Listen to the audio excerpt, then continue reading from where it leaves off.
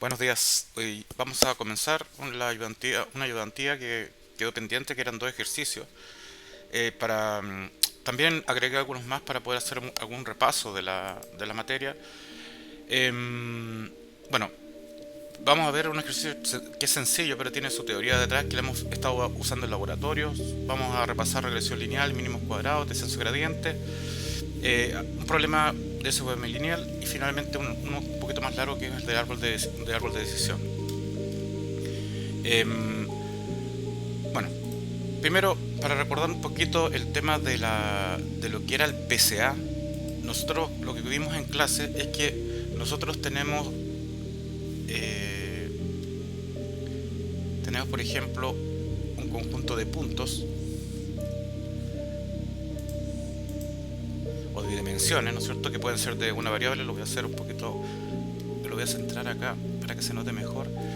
Y tengo un conjunto de puntos, ya que son estos, lo hemos visto varias veces este ejemplo en clase, y este se representa por dos dimensiones, ¿verdad? Tenemos un dataset con dos atributos, ¿ya? Imagínense que tenemos una imagen que tiene 2 píxeles, ¿ya? Y aquí están sus valores, y eso al graficarlo nos da esto. Por lo tanto, para poder mantener la información completa de estas dos dimensiones, tengo que guardar dos dimensiones, porque eh, una depende de la otra. Pero con el PCA nosotros lo que vimos es que nosotros podemos rotar los ejes de alguna forma, y en este caso lo que hacemos es buscar el lugar donde se produce la máxima variabilidad, ¿ya? En el fondo esto se traduce en que yo encuentro o trato de buscar eh, un, un eje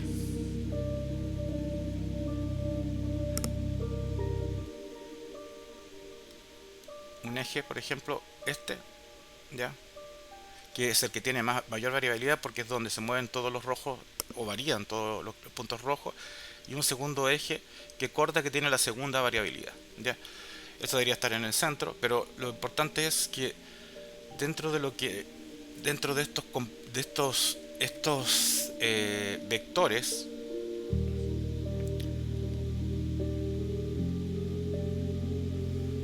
de estos vectores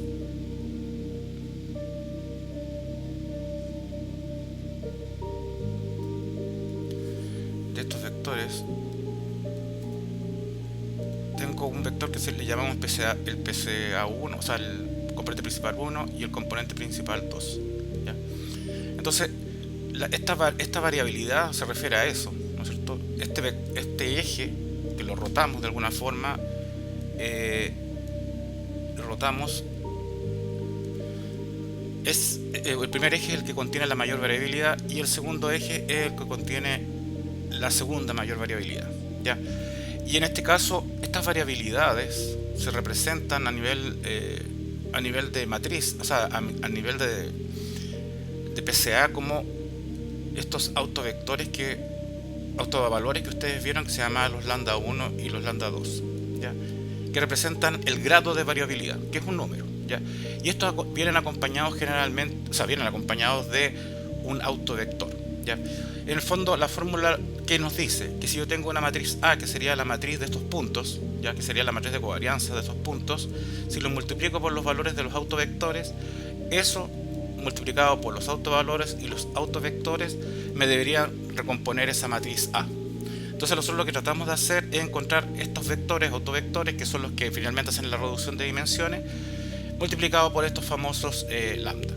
Ahora, yo sé que esto es un poco más complejo, no lo hemos visto en clase, pero lo importante acá es que nosotros tenemos estos valores lambda, que lo que indican son el grado de variabilidad. O sea, un autovector, que es, en el fondo, un autovector es este eje, representa un eje, un vector. Si un autovector tiene asociado un lambda grande, quiere decir que es este vector, el que tiene más información. Y luego, el segundo valor de autovalor sería el que tiene menos información, que sería el segundo autovector.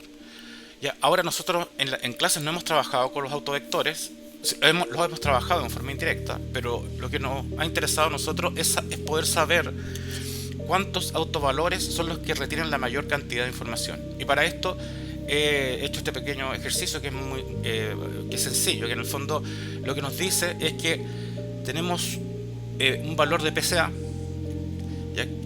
Que calculamos el PCA y finalmente el PCA, aparte de arrojarnos estos autovectores, que son los que transforman finalmente el espacio final, que eso lo hace automáticamente scikit-learn, lo que obtenemos es un conjunto de autovalores. Entonces tenemos dos autovalores, que sería el alfa 1, el lambda 1 y el lambda 2. El lambda 1, como ven, es 4, por lo tanto significa que es el vector donde hay más variación o más variabilidad en el eje, y en el segundo sería el segundo con mayor variabilidad. Y esto que está acá es lo que hemos hecho en laboratorio. Se calcula la proporción de varianza explicada por el primer componente principal, el peso 1, calcula la proporción de varianza explicada acumulada de los dos componentes, y si se desea conservar al menos el 80% de la varianza total, cuántos componentes principales son necesarios, o sea, cuántos autovectores necesito para poder explicar esa información. La idea de esto es que estamos trabajando con extracción de características, y lo que queremos nosotros es poder reducir las dimensiones. Ahora, todo esto que puede parecer un poco más complicado de lo que hemos trabajado en clase, la verdad que es bastante sencillo, porque lo han hecho ustedes en los gráficos y de ahí han tomado algunas decisiones. Entonces, bueno, primero vamos a tratar de solucionar esto, ¿ya? Entonces, la solución es bastante simple, ¿ya? Nosotros dijimos que tenemos un autovalor que vale 4, y tenemos otro autovalor que sería el segundo, que sería 1. Entonces está claro de que este es el que retiene más información. Si alguien me pregunta por la varianza total que tengo yo que yo tengo en el sistema, ¿no es cierto?, en nuestro modelo, entonces bueno, los autovalores, para que no se los olvide, representan cuánta varianza hay en cada componente.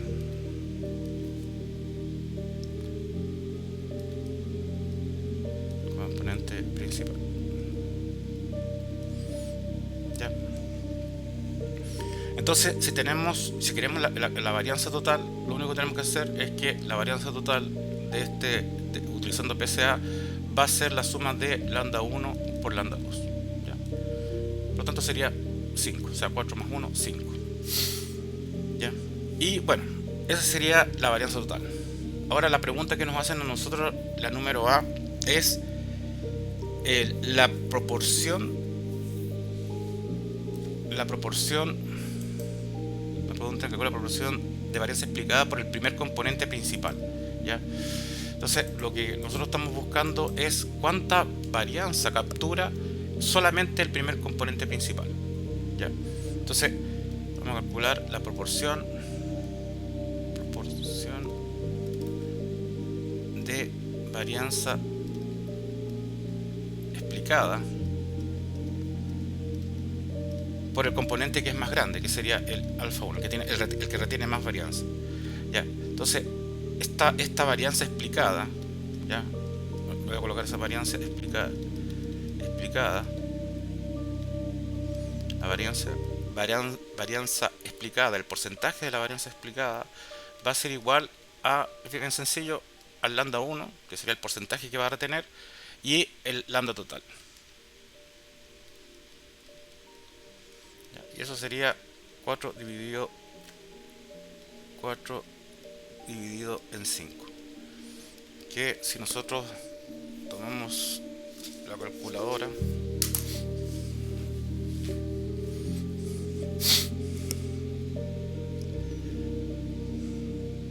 nos daría 4 dividido por 5, el 0,8, ¿ya? 0,8. Por lo tanto, la varianza explicada para el componente principal 1, que es el que tiene mayor varianza, es del 80%. ¿Ya? Ahora, dentro del ejercicio también nos preguntan por la varianza acumulada total. ¿Ya? La varianza explicada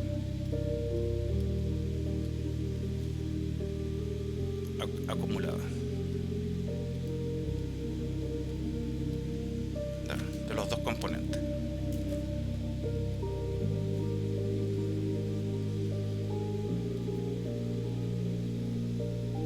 Entonces, la varianza explicada de los dos componentes sería, bueno, todo.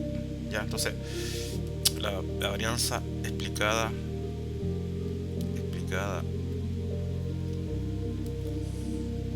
total, o sea, de todos los componentes, sería lambda 1 más lambda 2 partido por el lambda total, que es toda la varianza. Aquí lógicamente, si esto es lambda 1 por lambda 2, sería 5. Eso dividido por 5 me da 1. O sea que el porcentaje de varianza explicada total, el porcentaje es 100%. ¿Ya? Y eso es lógico, o sea, si retengo todos los autovectores que yo puedo hacer, o sea, y uso todos los autovectores que descompuse la matriz original, eso va a reconstruir 100% la matriz original, no hay pérdida. ¿Ya?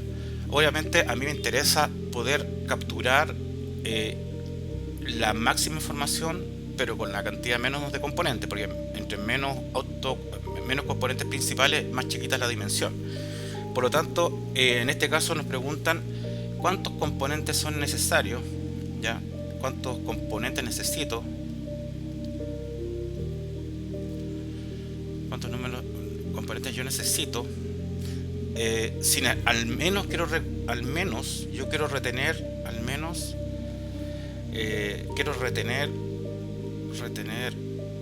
el 80% de la información. ¿Ya?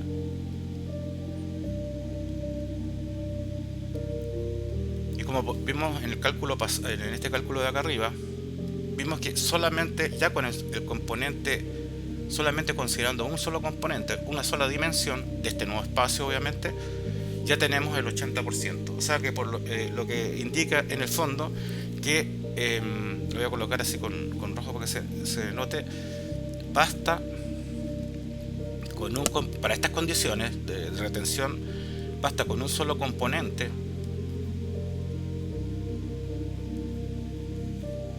principal,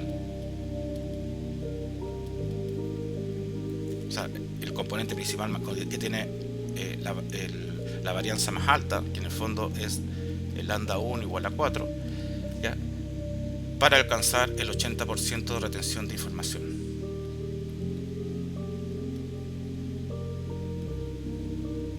¿Ya? Entonces, con esto un poco quería hacer este ejercicio que es muy simple, muy sencillo, pero un poco para explicar lo que hemos estado usando mucho en laboratorio. Nosotros lo que hemos estado haciendo harto era construir una curva, ¿no es cierto? ¿Ya? Donde ordenábamos estos autovalores, que eran los lambda, y aquí nosotros íbamos calculando el porcentaje de varianza que yo iba reteniendo. Entonces, como lo vimos en clase, al comienzo los primeros autovalores, los más chiquititos, el lambda 1, el lambda 2, estamos hablando de un PCA más grande, lambda 3, etcétera, lambda 4, perdón, lambda 5, ¿ya? Nosotros hemos visto que los primeros autovalores retienen mucha varianza, ¿ya? Y luego llega un momento que se empiezan a detener. Entonces ya nos hemos dado cuenta de que en general ese punto donde llegan a la estabilidad es la cantidad que yo tengo que elegir de autovalores para mi modelo PCA. Por lo tanto voy a elegir los 3 primeros autovectores y eso me va a permitir reducir la dimensión. O sea, eso me va a permitir construir 3 componentes principales. O sea, voy a poder elegir 3 componentes principales que van a retener la información, el porcentaje de varianza que yo quiera desde el problema. Por ejemplo, en este caso, el porcentaje de varianza retenida o explicada para este problema que estoy mostrándoles aquí sería igual a lo que vimos recién. Sería el lambda 1 más el lambda 2 más el lambda 3 dividido por el lambda total, ¿ya? Y para que nos quede en porcentaje habría que multiplicarlo por 100, ¿ya? Entonces, como ven, cuando yo calculo los componentes de PCA y calculo el PCA, lo que obtengo son dos cosas: estos autovalores que hemos estado nosotros revisando en el laboratorio y los autovectores. Los autovectores para otra prueba, para otro, cuando tengamos cosas más complicadas que revisemos. Pero aquí lo que interesa es que si alguien les dice cuántos autovectores o cuántos componentes principales quiero retener por varianza explicada, ocupan esta fórmula que es la que se utiliza para poder explicarla, ¿ya?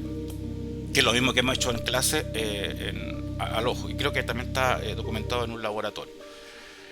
Bueno, luego viene estos ejercicios de regresión lineal, ¿ya? El ejercicio de regresión lineal de dos formas, ¿ya? Una que hemos visto en clase, o sea, que lo vimos en clase. También les dejé un video de eso, de cómo resolverlo, que es resolverlo mediante las matrices, ¿ya? La solución cerrada, a partir de la multiplicación o sea, que yo puedo obtener los parámetros de una función como esta. O sea, puedo encontrar el modelo, mejor dicho, de un modelo lineal como este, utilizando o encontrando estos parámetros a partir de la fórmula cuando multiplico yo la matriz transpuesta de x por x, ¿ya? Luego eso le saco la inversa, finalmente la transpongo y finalmente la multiplico por y. En este caso a mí se considera los siguientes puntos, ¿ya? Entonces aquí lo que tengo es un dataset que tiene x1, un solo atributo de entrada, y tiene la variable que yo quiero construir la regresión.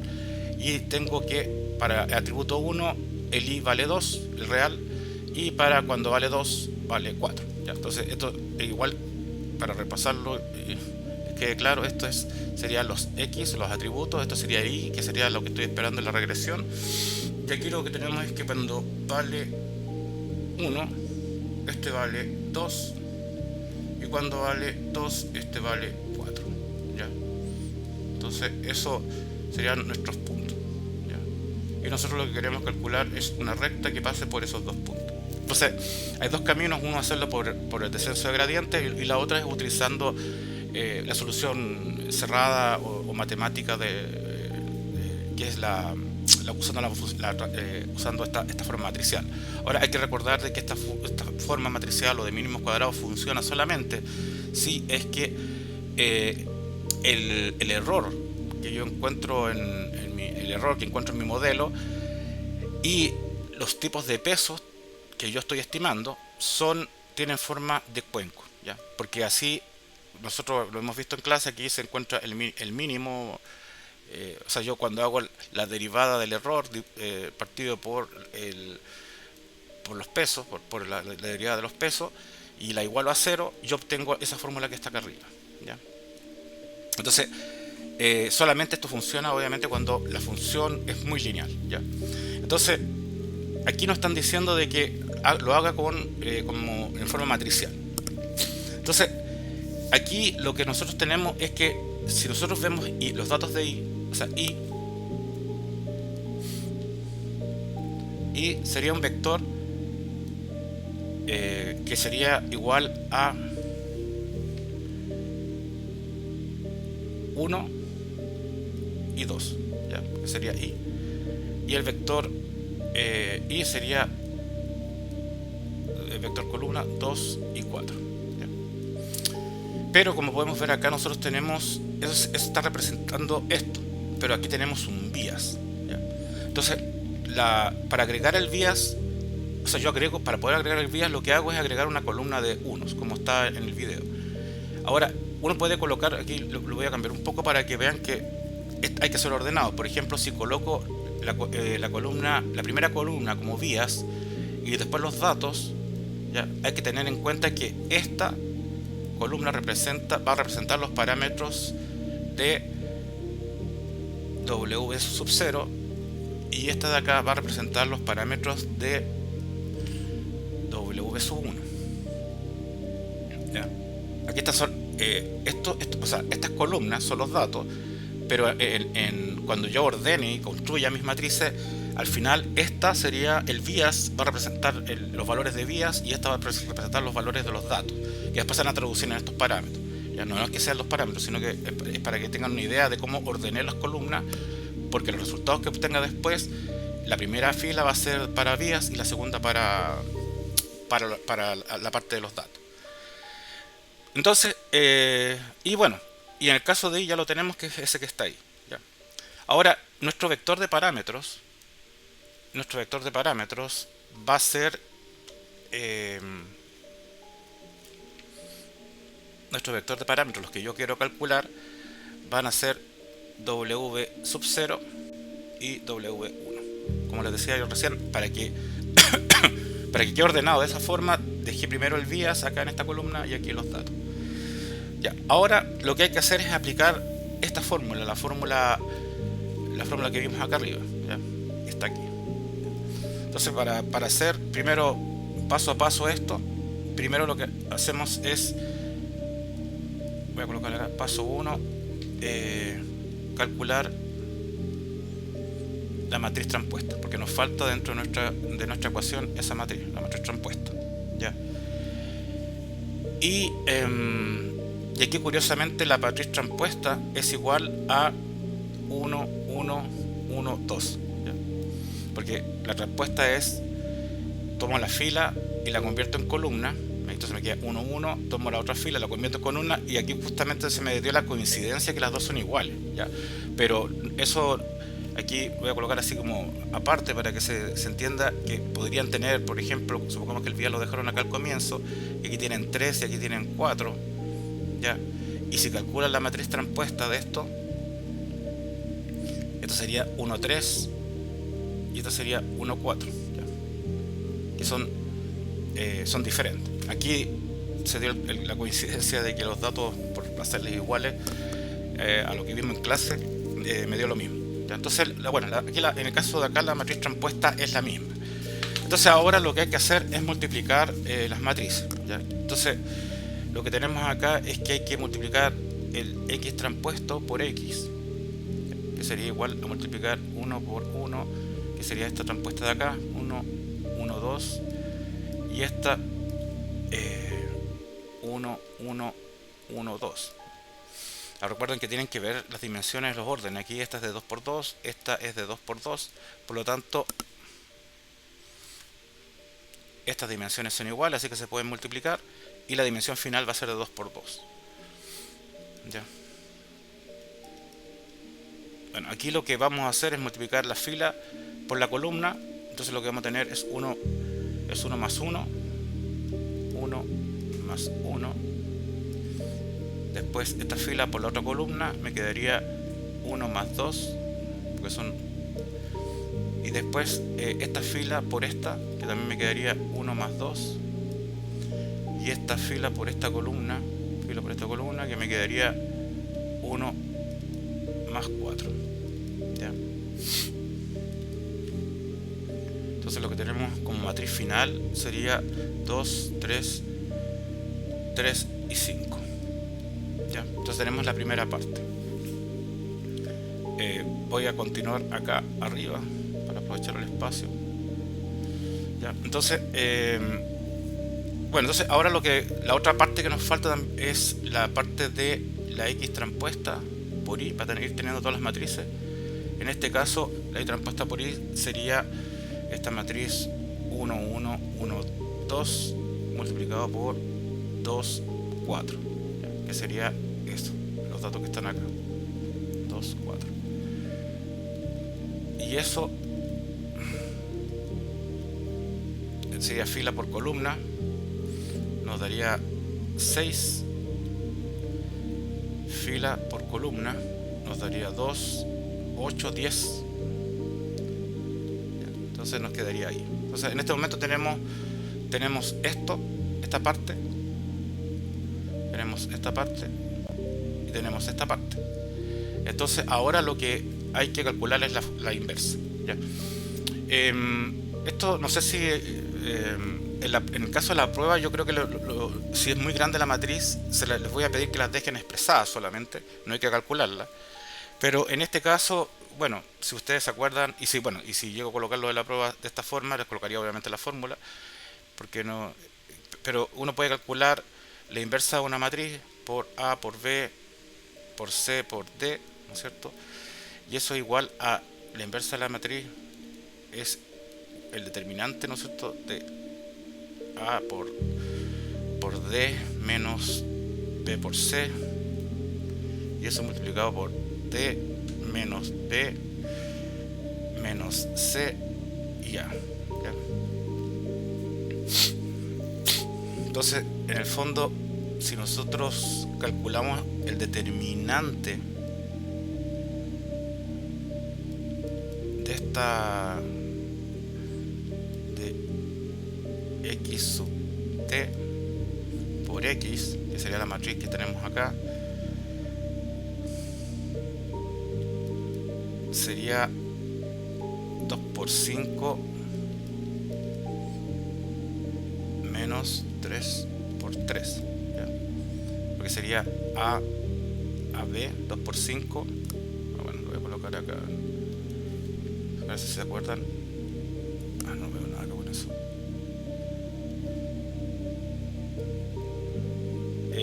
Sería 2 por 5 menos 3 por 3, ¿ya? Que esa era la forma como se calcula el determinante. Y eso nos da, si lo multiplicamos, eso nos da 2 por 5, 10, 9, nos debería dar 1, ¿ya? Y luego finalmente multiplicamos ese valor, bueno, nos dio 1, así que al final la matriz transpuesta por x menos 1 nos daría igual a, si cambiamos los valores, nos daría el de 5 menos 3 menos 3 y 2, ¿ya? Y generalmente si nosotros mezclamos todas, sumamos todas las matrices, se me acabó el espacio acá. Bueno, voy a borrar aquí esto que ya lo expliqué.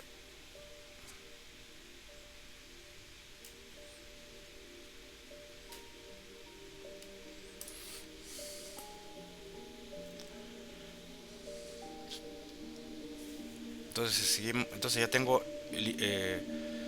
la pseudo inversa, que es esta que está acá, y ahora me falta solamente multiplicar las matrices. Entonces, para encontrar los pesos, lo que tengo que multiplicar es esta matriz, sería 5 menos 3 menos 3, 2,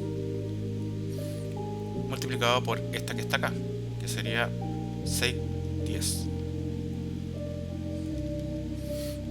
Si multiplicamos esta fila 30 menos 30, nos daría 30 menos 30, y fila menos 18 más 20. Ya. Por lo tanto, lo que nos va a dar acá a nosotros es que el W que yo calculo sería 0,2.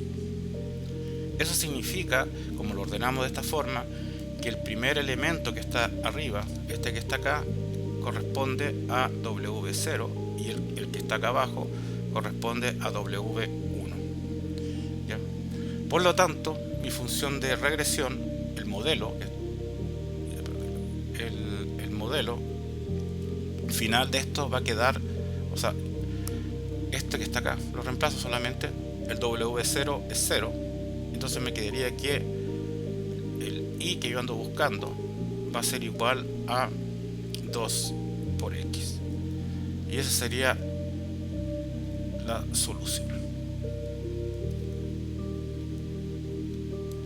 ¿Ya? Entonces el método directo funciona de esa forma, haciendo estas multiplicaciones de matrices. Si tienen dudas, hay un video sobre eso. ¿Ya? Bueno, el otro es más bien acordarse de un poquito de la fórmula. El otro, la idea era hacerlo con descenso gradiente, ¿ya? Entonces, para no hacerlo muy largo, vamos a hacer un solo paso, porque si no podemos estar harto rato acá, pero recordar un poco lo que hemos visto en clase. Y me imagino que también lo vieron en ayudantía. Entonces, lo que vamos a hacer ahora es el descenso de gradiente.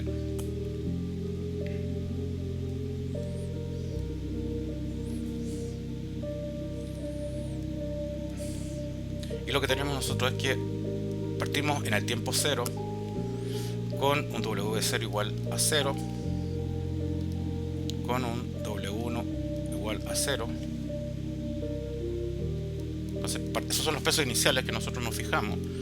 Y tenemos que aquí en este caso, porque es iterativo, tenemos que fijarnos esta tasa de aprendizaje, que lo hemos visto que es como yo limito el vector de gradiente dentro de mi aprendizaje. Sabemos, esto ya lo sabemos de memoria, que la función de costo, de nuestro problema, para este caso, sería W0, W1, igual a 1, 2n, para la derivada, para eliminarla, y la sumatoria de n, bueno, es una constante, así que uno la puede colocar como ustedes quieran. En la prueba se los dejaré explícito. Y ese sería nuestro error, ¿ya? Que sería un error para regresión, ¿ya? Entonces, lo que tenemos que hacer, primero, lo que queremos calcular es cómo serían, ¿no es cierto?, los valores de para los valores que yo voy a tener, ¿no es cierto?, con respecto a los valores de mis tablas, ¿ya? Entonces aquí el paso 1 sería hacer las predicciones iniciales.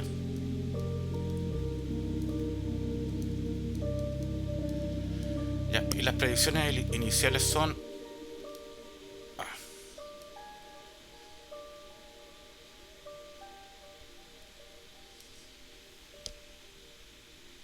esta tabla de 1, 2, 2, 4, ¿ya?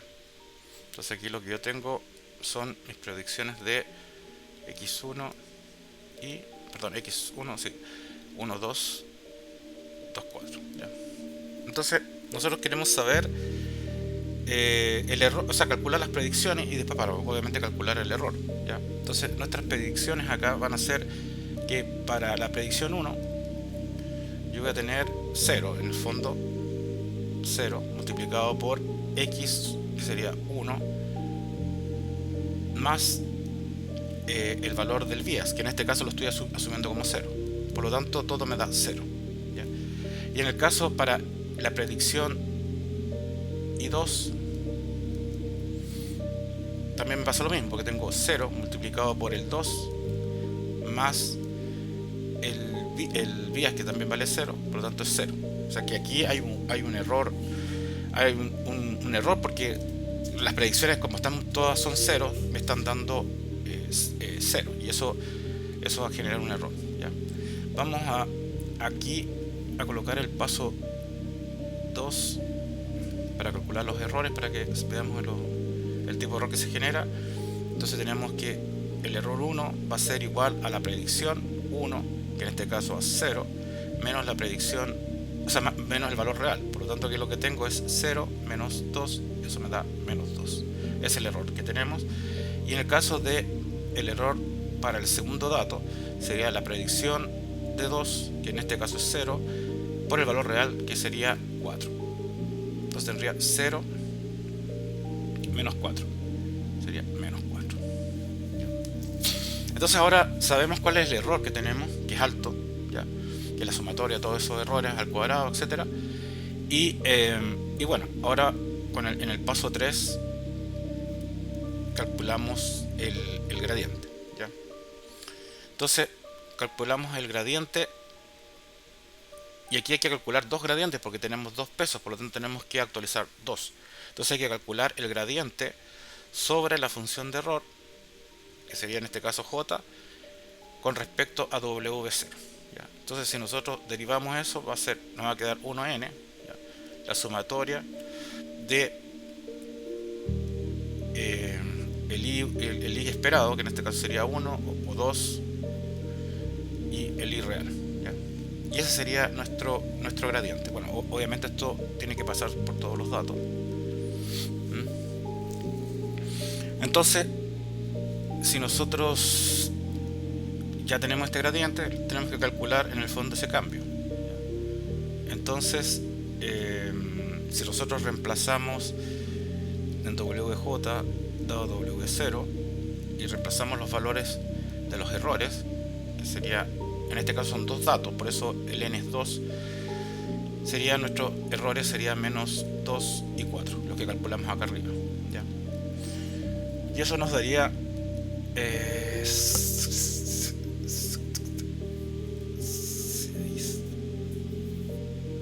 Este es menos 4, perdón. Esto sería menos 6 partido por 2, y esto nos daría menos 3. Entonces el cambio que se produjo, o sea, si yo cambio el peso un poco, el cambio que se va a producir bajo este modelo de pesos dentro de 0 es menos 3, ¿ya? Entonces ahora lo que hay que hacer es, como paso 4, calcular el gradiente de J sobre W1, ¿ya? Y eso, perdón, para eso tengo que calcular el gradiente sobre W1, ¿ya?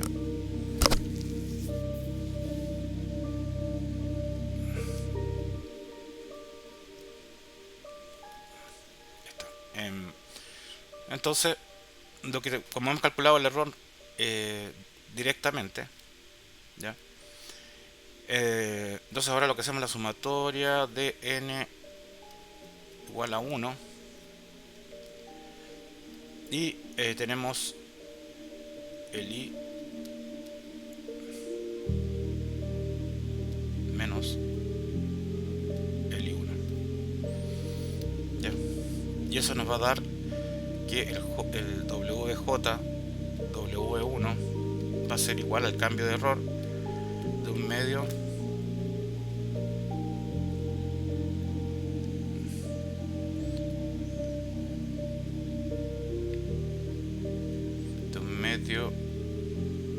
por menos 2 más 1 más menos 4, que sería el error, multiplicado por 2, ya que sería para cada punto, sería el punto 1 y el punto 2, y eso nos da un medio de menos 10, y en este caso sería igual a menos 5. Por lo tanto, la actualización de los pesos, el paso 5, sería igual a, ya lo sabemos nosotros que tenemos que pasar ahora a la nueva actualización al tiempo 1 de J igual a WJ de 0, que era el peso original para cada uno de los parámetros, y menos el lambda y este cambio que nosotros calculamos, J, ¿ya?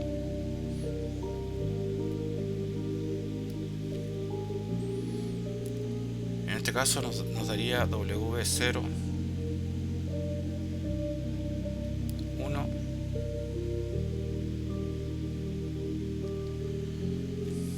igual a 0 menos 0,1 menos 3 0,3 y W1 0 menos 0,1 menos 5 0,5, ¿ya? Entonces esos son los cambios de los pesos que yo obtendría al utilizar el descenso de gradiente.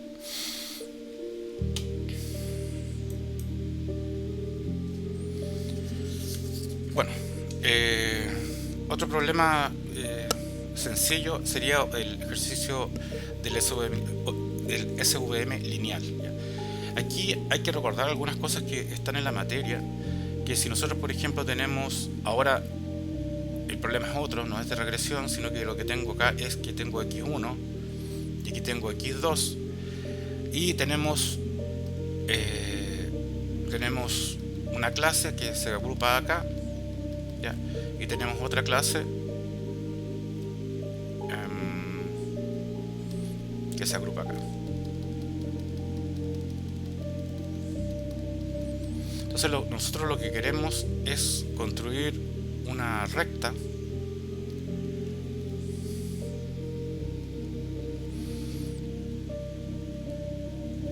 que separe estos dos, ¿ya?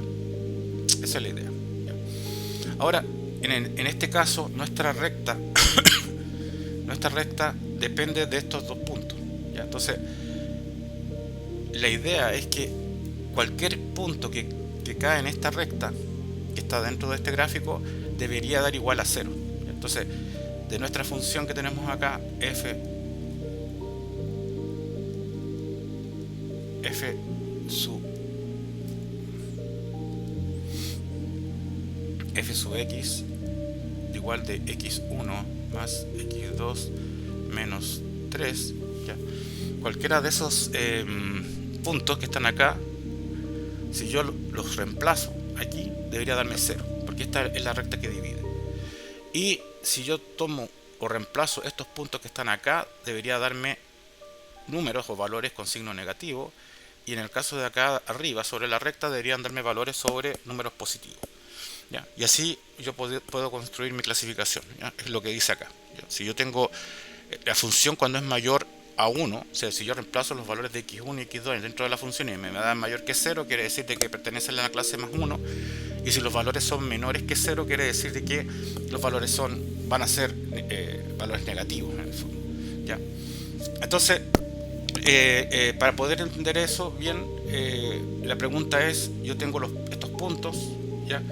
Y lo que quiero es comprobar, ¿no es cierto?, qué pasa cuando estoy con el punto, para esta función, qué pasa con el punto 1, qué pasa con el punto 2 y qué pasa con el punto 3, ¿ya? Entonces,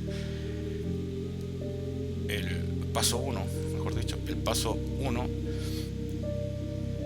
es calcular el fx para esos puntos y para poder saber de qué clase para cada paso, para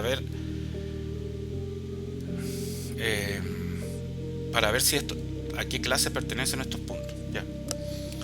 Entonces, bueno, tenemos esa fórmula, y si nosotros consideramos el punto A, que tiene valor 1,1, ¿ya? Si nosotros reemplazamos ese punto A, lo que vamos a obtener es que sería 1 más 1 menos 3, y eso nos va a dar menos 1. Entonces, por lo tanto, lo que está indicando eso es que este pertenece a la clase de los negativos, ya, a la clase de los rojos, ¿ya?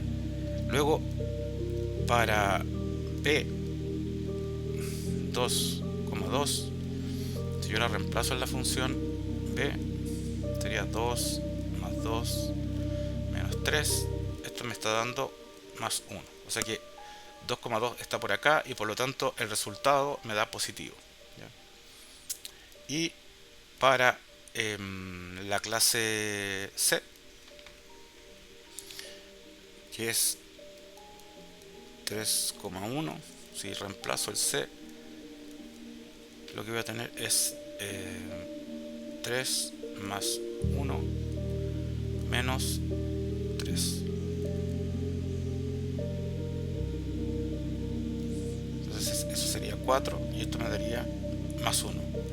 Por lo tanto, dos puntos son de la clase, están acá ubicados, y un punto está ubicado en la clase negativa. Lo que ha hecho esto es separar esta recta, lo que está haciendo es separar el grupo A, la clase A, de la clase B, y que en el caso matemático sería la que tiene la clase más, ¿cómo se llama?, negativa. Entonces, en este caso, si nosotros, para resumirlo, esto correspondería a la clase menos 1, ¿ya? O sea, lo que está prediciendo la función es la clase menos 1, ¿ya? Esta la asociaría a la clase 1, y esta la asociaría a la clase 1, ¿ya? Entonces, esta es la predicción en este caso, ¿ya? Bueno, Hay un segundo punto que podríamos considerar interesante, que uno puede calcular la distancia que hay entre los puntos al hiperplano. O sea, yo puedo calcular esta distancia, ¿ya?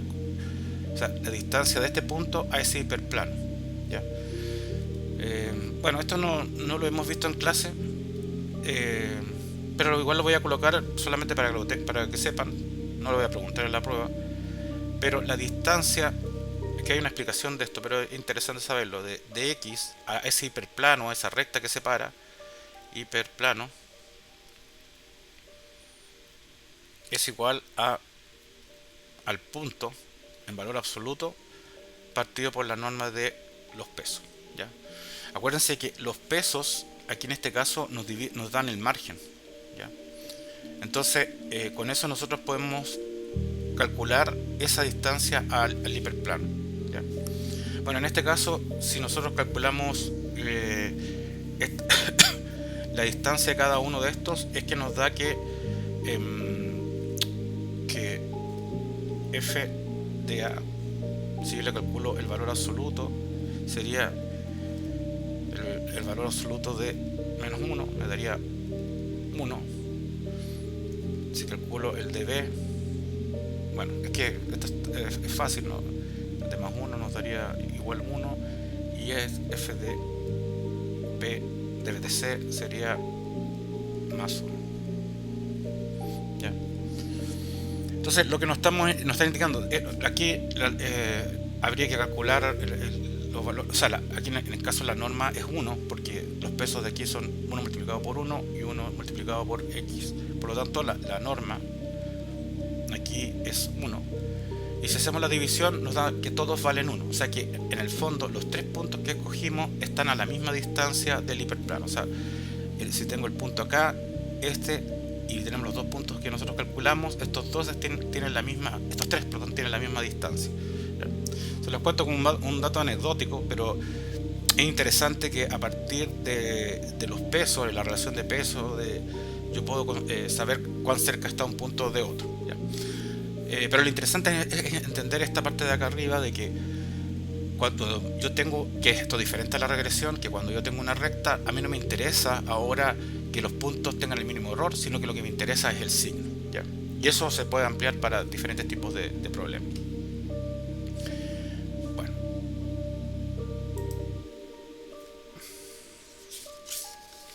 Bueno, ahora entramos al último ejercicio que creo que tengo acá, que es este de la famosa entropía, ¿ya?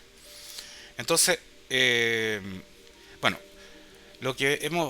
la idea de este problema es que considere el siguiente conjunto de frutos. Yo creo que lo hemos hecho muchas veces, voy a tener que cambiarlo, ¿sí?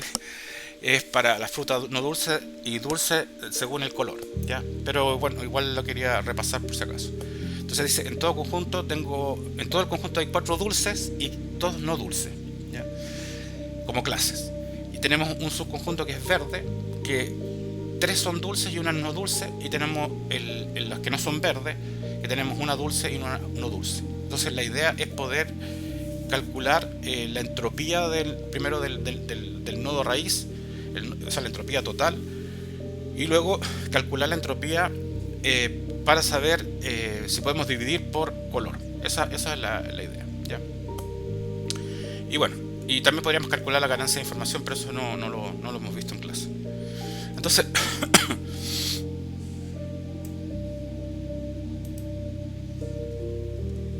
la solución de esto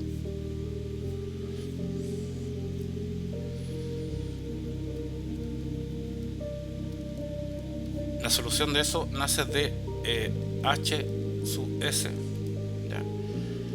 Y lo que tenemos nosotros es que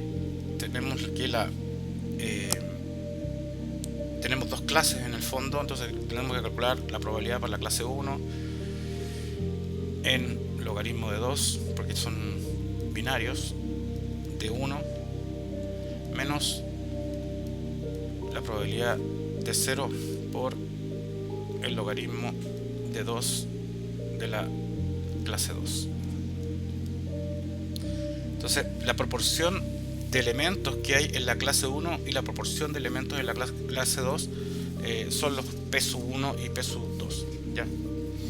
Entonces, en el caso de nosotros, esa proporción de la misma muestra vamos a tratar de calcular, ¿ya?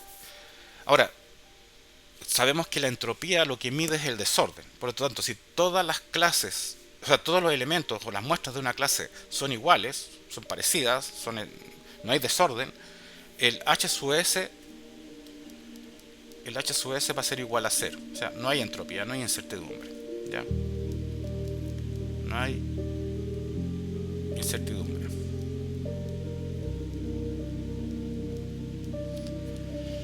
Pero si las clases están balanceadas, o sea, si tenemos la misma cantidad dentro de una clase, tenemos los valores de esa muestra balanceada, la entropía es 0,5, ¿ya?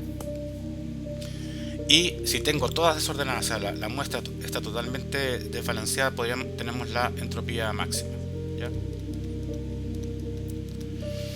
Entonces lo que vamos a hacer ahora es calcular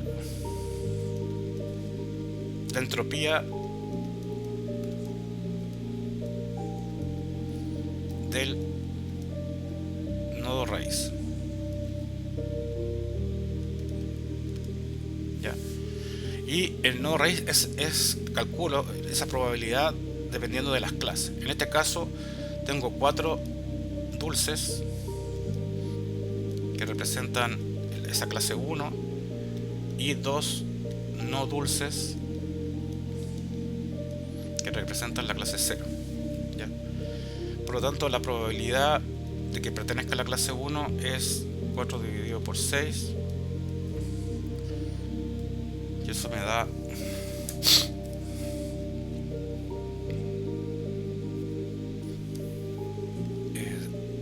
0.666, pero lo mejor en 0.67. Y después la probabilidad para la clase 2 es que tenemos solamente 2 con respecto al total de frutas, que son los datos que tenemos. Y eso nos daría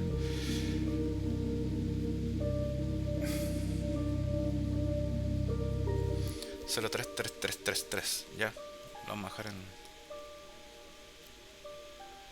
en 0.33. Entonces aplicamos la fórmula.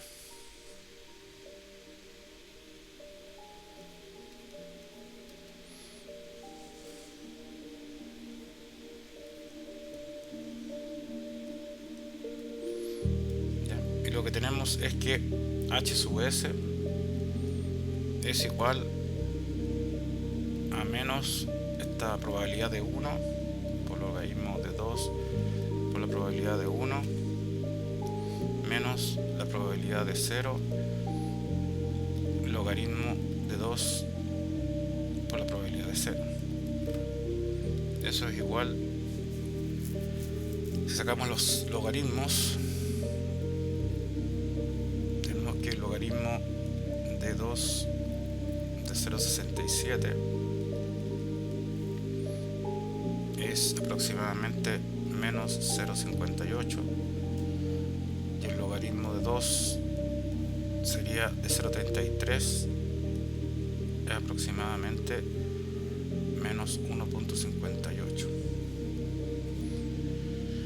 Así que finalmente la probabilidad total, la entropía total de este sistema va a ser aproximadamente 0 menos 0.67 por el signo que está ahí, multiplicado por menos 58 menos 0.33 por 1.58, y si multiplicamos esto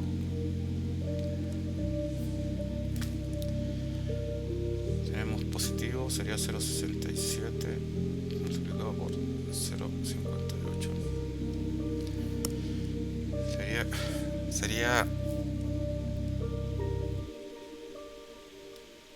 0.38, pero como está lo podemos redondear a 0.39 aproximadamente, más el 0.33 por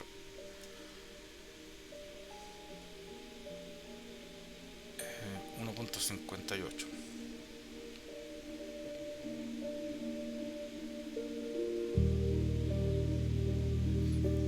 Y eso nos daría 0.52.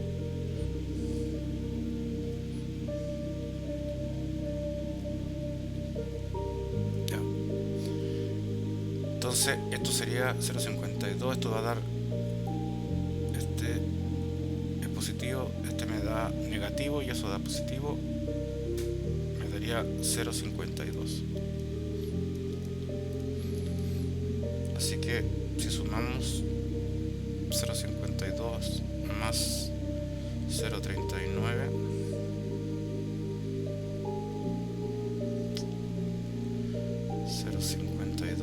más 0.39,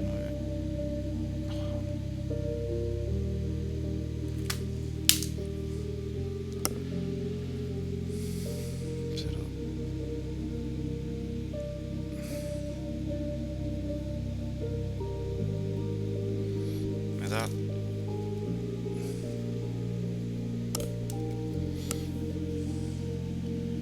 0.91. Entonces esa sería la entropía total, ¿ya? Ahora lo que habría que calcular es la entropía del color, ¿ya? Entonces, por ejemplo, la entropía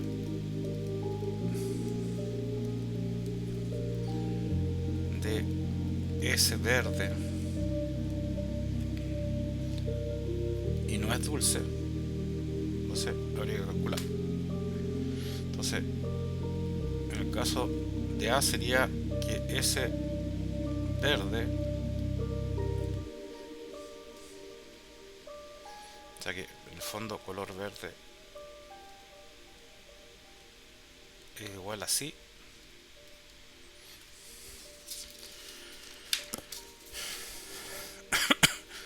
Tenemos que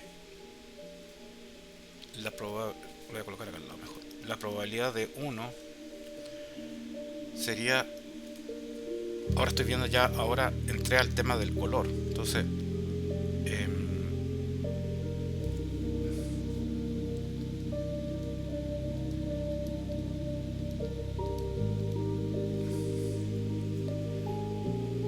voy a seguir acá porque si no me quedo sin espacio.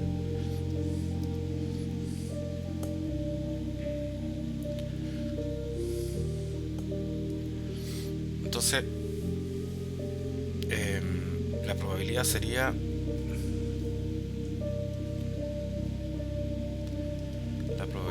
de que sea de la clase 1 serían 3 frutas de las 4 que hay, ¿ya? Sería igual a 0.75, y para la clase 0 sería una fruta para las 4 que hay, ¿ya? Y eso sería 0.25. Si nosotros revisamos acá en la tabla, podemos ver que de las que son color verde, o sea, las que cumplen, que son sí, serían esas que están ahí, ¿ya? Entonces tenemos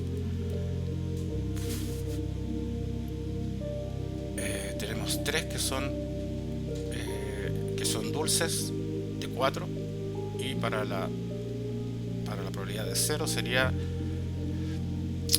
una, ¿no es cierto?, que cumple con respecto a 4. Por eso se calculan así las probabilidades. Lo mismo para la otra clase, ¿ya? Bueno, entonces lo que tenemos ahora que calcular es la entropía por cada una de ellas, ¿ya? Entonces para eso tenemos que el H, ese verde,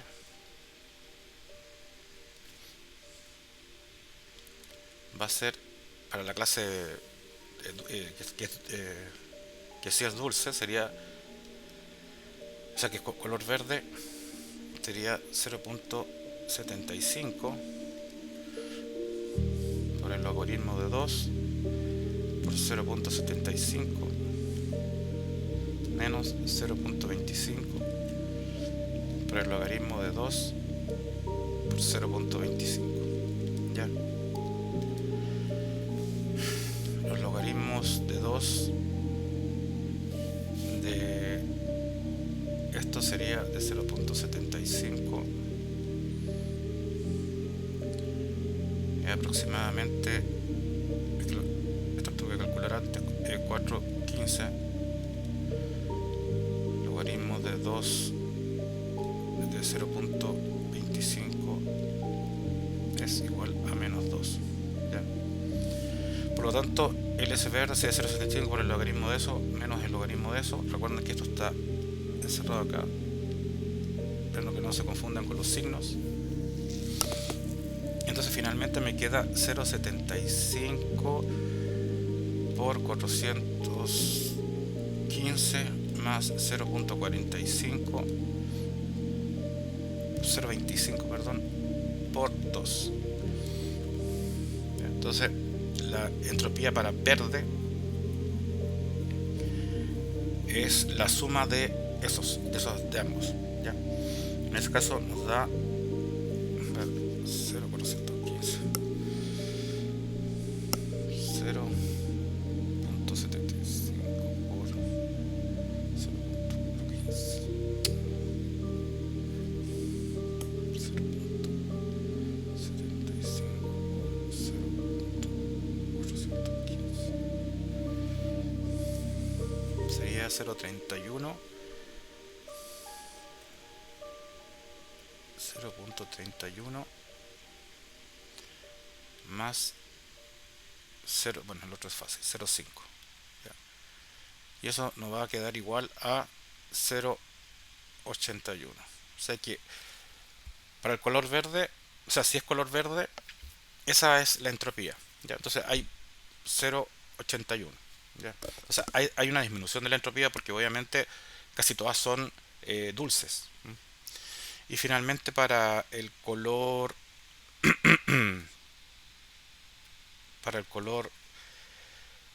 verde, ya, cuando color verde es no,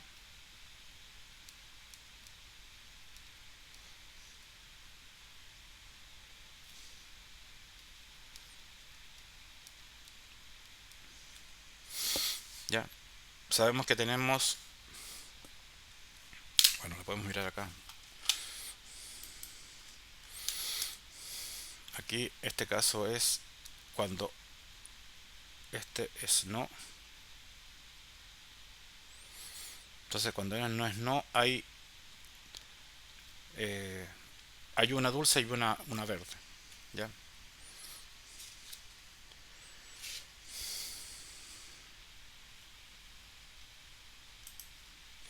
Entonces, si nosotros calculamos, como hay, bueno, aquí es lógico que hay una verde y una de cada una, por lo tanto la probabilidad para uno cuando es no es 0,5.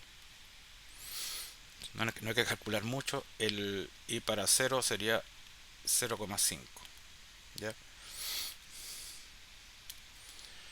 Y eso haría que la probabilidad de, o sea, la entropía para H sub 0 para H sub no sea igual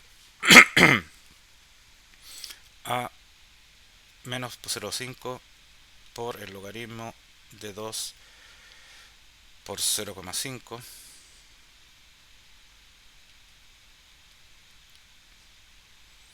menos 0,5 por el logaritmo de 2 por 0,5. ¿Ya? Y el logaritmo de 0,5 es menos 1. Por lo tanto, esto sería 0,5. El otro positivo se hace negativo 0,5. ¿Ya? Y esto sería 1. Por lo tanto, como tenemos balanceada ¿cómo se llama? En el caso de que cuando sea la fruta sea sea no verde, como tengo una dulce y una no dulce, como están balanceados, eso es lo que me da la entropía máxima, porque los datos, entre comillas, los datos estarían desordenados. ¿Ya? Entonces, si yo quisiera calcular el H, que ya el espacio se me hizo cortito, lo voy a hacer acá arriba, voy a volver a la página anterior. Aquí tengo el espacio. ¿Ya? Entonces, al final de todos los cálculos, esta sería la parte C del cálculo, la parte 3. Lo que tenemos que es calcular esta entropía completa, ¿no es cierto? Y ese H se calcula con, eh, esto se llama la entropía ponderada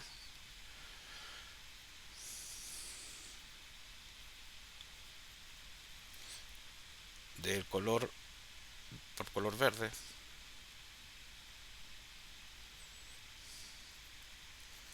Ya, entonces sabemos que S verde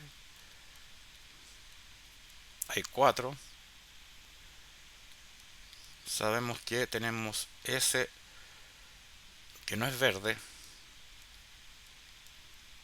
tenemos 2, 2, perdón, 2. Y el S total, o sea, la cantidad de la muestra completa sería 6. ¿Ya? Acá, voy a borrar acá para que se note bien. Esto sería 2. Y si buscan la fórmula en el material de clase, se dan cuenta que la clase positiva, que es verde, ¿ya? Partido por la muestra total multiplicado por la entropía de S verde más la cantidad de elementos que hay no verde partido por la cantidad total de elementos de la muestra que entre verdes y no verdes multiplicado por la clase negativa, que sería H no verde, que fue las que calculamos recién en la página, esas están en la página siguiente. ¿Ya? Entonces nuestro H en este caso, nuestro H color va a ser igual a 4 sextos por la entropía que calculamos recién, que era 0,81, más 2 sextos multiplicado por la entropía que nos dio recién, que era 1 para el caso de no verde. ¿Ya? Entonces, si multiplicamos, eso nos va a dar que la entropía es 4 sextos por 81.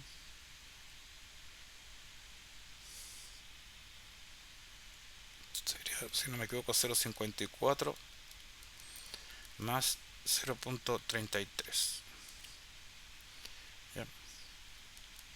Entonces lo que nos está indicando esto es que tenemos una entropía del 87% eh, de nuestro sistema, ¿ya? De nuestro árbol, ¿ya? Y bueno, y la entropía del total, ¿no es cierto?, es de un 0,92. Lo que está indicando esto es que si nosotros restamos la entropía total, la H sub S, la total, la que calculamos al comienzo, mientras menos esta entropía, lo que vamos a tener es un valor de 0,5. ¿Ya? Entonces, lo que significa eso es que tenemos una ganancia positiva de 0,05 bits, o sea, esa es la ganancia positiva que tenemos, lo que significa que dividir el color verde ayuda un poco a reducir la, la incertidumbre de nuestro árbol. ¿Ya? Eh, entonces, bueno, esta resta por si acaso se le llama ganancia de información, que no lo hemos visto, no lo profundicé mucho en clase, pero lo que estamos diciendo es de que con respecto a toda la muestra versus el color verde, ya nosotros lo que hacemos es restar la ganancia total, que era la S, menos esta H de color, H sub S, perdón, de color, y eso sería restar la ganancia que calculamos nosotros acá, que era de 0,91, ya, 0,91, 0,91 menos esta que es 0,87, ya. Entonces lo que nosotros tenemos acá es que si nosotros restamos eso, nos va a dar que 0,91 menos 0,87 nos va a dar, bueno, 0,4. O sea, hay 0,04 bits que yo he logrado, ¿cómo se llama? Disminuir en incertidumbre. Por lo tanto, es un atributo, podría ser varios, ¿no es cierto? Pero sería un atributo que ayuda en el fondo a disminuir la incertidumbre, ¿ya? Ahora, si nosotros tuviéramos un árbol de verdad, lo que haríamos es tomar el color verde, o sea, el color, perdón, el color, y dividiríamos este árbol en dos. Si es verde, ya, si es verde, bueno, mejor lo voy a hacer para que se entienda bien. Ah,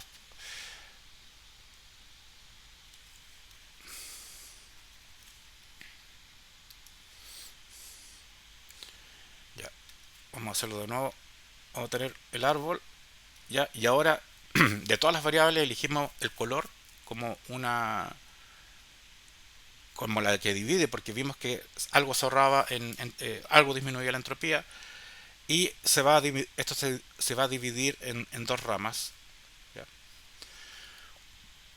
Una rama que es, le voy a colocar para que se note, no se nota mucho. Si es color verde, y aquí voy a colocar con otro color, no es color verde, ¿ya? Entonces nuestro árbol se dividió en, en dos nodos por color, y ahora tengo un nodo que es el color, si es color verde. Voy a usar otro símbolo mejor. Y si nosotros vemos acá la hoja, ¿ya?, de esta división, si no es color verde, lo que tengo es, lo voy a colocar con el mismo color, tengo que F5 no es, y que F6 no es, y aquí tenemos que su valor es 0 y 1. Por lo tanto, si yo digo color, la fruta no es de color verde, aquí no hay mucha información para saber quién gana, o sea, de qué clase es. Pero aquí en este caso de acá, tenemos que F1 si es de color verde, ¿ya? Si es de color verde y es 1, F2 si es de color verde y es 1, F3 si es de color verde y es 1, y F4 es de color verde y es 0. Entonces aquí, por ejemplo, si es de color verde, hay una alta probabilidad de que la fruta sea dulce. ¿Por qué? Porque hay por lo menos tres elementos. O sea, aquí la probabilidad es mucho mayor y la puedo calcular. En este caso, en la otra rama, como ya lo vimos, como tiene incertidumbre máxima, no puedo, en esta rama particular, no puedo calcular nada. Pero ya en esta, ya sí, como hubo una reducción de entropía, ya puedo tomar una decisión. Entonces, eso sería, a grosso modo, esta ayudantía de repaso para la prueba. Bueno, hay algunas cosas que obviamente no voy a preguntar en la prueba que no están, pero era un poco para explicar la materia y que la entendieran un poquito más. Así que bueno, ojalá que se haya entendido la mayoría de la ayudantía, y con esto termino. Muchas gracias, hasta luego.